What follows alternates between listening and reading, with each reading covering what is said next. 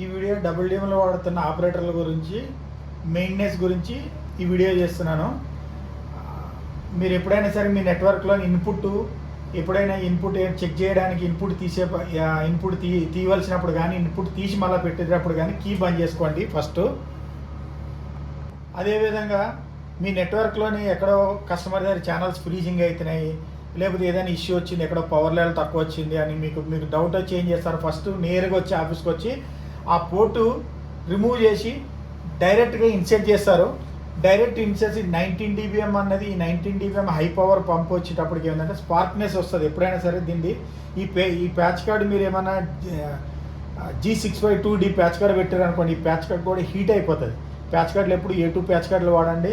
ఇంకొకటి ఏంటంటే patch card ఎప్పుడైనా సరే మీరు మెయింటెనెన్స్ పవర్ తీసేటప్పుడు నేరుగా తీసిన ఇబ్బంది కాదు, మీరు నేరుగా ఇన్సెట్ చేసేటప్పుడు మాత్రం స్పార్క్ అయ్యి మీరు నేరుగా పెట్టడం మూలంగా ఇలా ఉన్న కనెక్టర్ ఏదైతే మీరు లోపల ఏదైతే WM కప్లర్లో ఉన్న ప్యాచ్ ప్యానల్ ఈ పేరోల్ అంటారు, ఈ పేరోల్ వచ్చేటప్పటికి ఇంత నీట్గా ఉంది. మీరు 19 dBmలో పెట్టడం మూలంగా ఇది ఏమవుతుందండి, ఈ కనెక్టర్ బర్న్ అవుతుంది. ఇట్లా చూడండి, ఈ కనెక్టర్ ఇట్లా బర్న్ అవుతుంది. ఇట్లా బర్న్ అవ్వడం మూలంగా ఏమవుతుంది, అప్పుడు మీ WDMలోని సిగ్నల్ అన్నది ర్యాండమ్గా 13కో 14కో సంథింగ్ 9కో పడిపోతుంది. ఈ విధంగా మీరు ఎప్పుడు నేరుగా పెట్టకండి.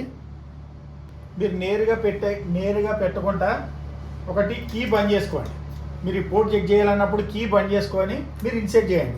అప్పుడు ఏంటంటే మీకు దీంట్లో పవర్ రాదు కాబట్టి మీరు ప్యాచ్ కార్డ్ ఇన్సెట్ చేసి ఇప్పుడు కీ ఆన్ చేశాను, ఇది 19 dBm వస్తుంది.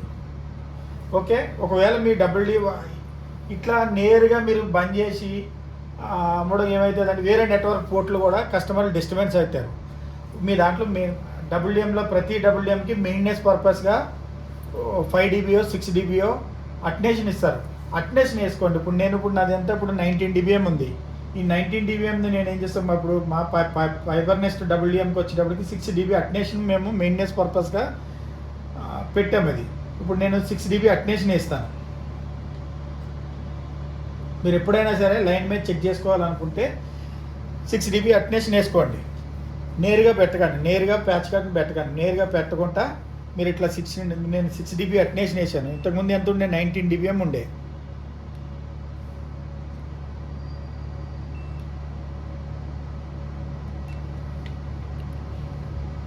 dBmకి నేను 6 dB అటెన్షన్ వేసాను, 13 dBm అయింది.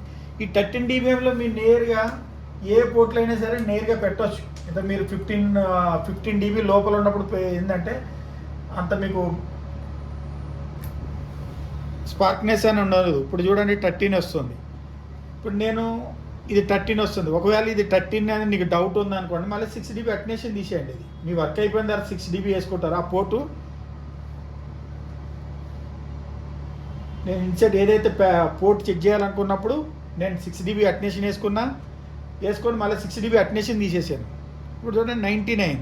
మీరు ఎప్పుడైనా మీరు టెస్ట్ చేసుకోవాలనుకుంటే, పోర్ట్ని చెక్ చేయాలనుకుంటే మీ WDMలోని 6 dB అటెన్షన్ వేసుకోండి. దీంట్లో మీరు ఆల్రెడీ ఇక్కడ ఉంటుంది చూడండి బ్లూ కలర్ బటన్, ఈ బటన్ మీద క్లిక్ చేస్తే ఇక్కడ ఎస్ ఆర్ నో అని అడుగుతుంది. ఎస్ అని క్లిక్ చేయండి. ఎస్ అని క్లిక్ చేస్తే ఇక్కడ ఏదైతే 19 dB ఉందో 6 dBకి పడిపోతుంది. అప్పుడు మీది 13 + 6 13. అప్పుడు మీరు నేరుగా ప్యాచ్ కార్డుని పెట్టండి. పదే అవసరం లేనప్పుడు పదే మీరు ప్యాచ్ కార్డు తీసి మీరు కానీ మీ టెక్నీషియన్ కానీ పదే అన్నసరిగా తీసి పెట్టడం వల్ల ఒకటి 0 dB అడాప్టర్ ఖరాబ్ అవుతుంది. సెకండరీ ఇన్సైడ్ ఏదైతే WDM PLC స్పిట్టర్ ఉందో ఆ స్పిట్టర్ ఉన్న పిక్టైల్ ఖరాబ్ అవుతుంది. అది బర్న్ అవుతుంది. ఇందాక మీకు వీడియోలో చూపించాను, అట్లా బర్న్ అయితే మీ WDMలో సిగ్నల్ తక్కువ అవుతుంది. ఇప్పుడు ఇట్లా 13 dBm అటెన్షన్ వేసుకొని మీరు చెక్ చేసుకోండి. ఏ పోర్ట్ అయినా సరే ఇట్లా చెక్ చేసుకోండి. డైరెక్ట్ పెట్టవచ్చు నేను అటెన్షన్ వేసినప్పుడు. ఇప్పుడు ఏంటంటే 6 dB అటెన్షన్ వేసాను, మళ్ళీ అటెన్షన్ తీసేస్తాను.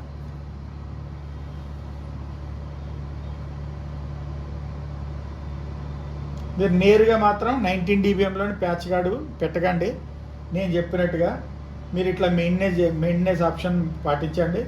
మీ WDM ఏ పోర్టు ఖరాబ్ కాకుండా లాంగ్ టర్మ్ పనిచేస్తుంది.